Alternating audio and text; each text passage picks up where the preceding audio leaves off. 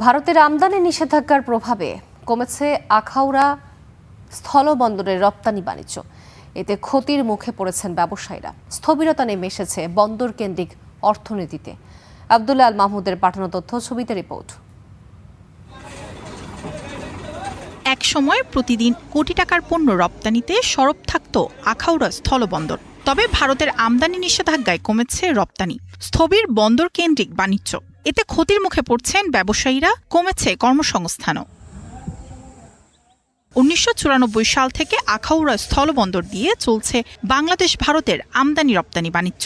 এই বন্দর দিয়ে প্রতিদিন গড়ে প্রায় ২ কোটি টাকার পণ্য রপ্তানি হয়। তবে গত বছরের মে মাসে গার্মেন্টস, প্লাস্টিক, মেলামাইন, কাঠের ফার্নিচার ও প্রক্রিয়াজাত খাদ্যসহ কয়েকটি পণ্যের আমদানিতে নিষেধাজ্ঞা দেয় ভারত। এতে ক্ষতির মুখে পড়েন ব্যবসায়ীরা দাবি করেন বন্দরের রপ্তানি আয়ের বড় অংশই আসত এসব পণ্য থেকে। এখানে প্রচুর ব্যবসা ছিল, আমদানি ও রপ্তানি ছিল বেশি। এখন বর্তমান যে প্রেক্ষাপটে আমরা একদম অবসর, কোনো কাজ নাই। অসংখ্য ড্রাইভার তারা রাস্তায় বসে গেছে, আমাদের ব্যবসায়ীরাও একবারে বেকারত্বের মধ্যে আছে। ব্যবসায়ী নেতাদের আশা, দুই দেশের আলোচনার মাধ্যমে নিষেধাজ্ঞা প্রত্যাহার হলে আবারও গতি ফিরবে রপ্তানি বাণিজ্যে। যেই সমস্ত পণ্যের উপর নিষেধাজ্ঞা দিয়েছে ভারত সরকার, সেটি খুলে দেয় কূটনৈতিক তৎপরতার মাধ্যমে, তাইলে আমাদের ব্যবসা অত্যন্ত ফলপ্রসূ হবে এবং আমাদের বন্দরটি প্রাণবন্ত হয়ে উঠবে। সমস্যা সমাধানে আলোচনা চলছে বলে জানিয়েছে বন্দর ও শুল্ক কর্তৃপক্ষ।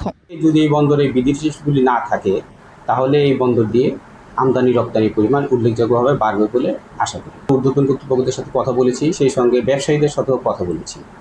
আশা করি ব্যবসার পরিমাণ বাড়বে। জাতীয় রাজস্ব বোর্ডের পক্ষ থেকে এ ব্যাপারে আলোচনা চলছে এবং খুব দ্রুতই হচ্ছে, এটা সমাধান হবে, এই ধরনের একটা আশ্বাস আমাদেরকে দেওয়া হয়েছে। বর্তমানে পাথর, সিমেন্ট, হিমায়িত মাছ, আটা, ময়দা ও শুটকি রপ্তানি হচ্ছে এই বন্দর দিয়ে। Desk report, star news.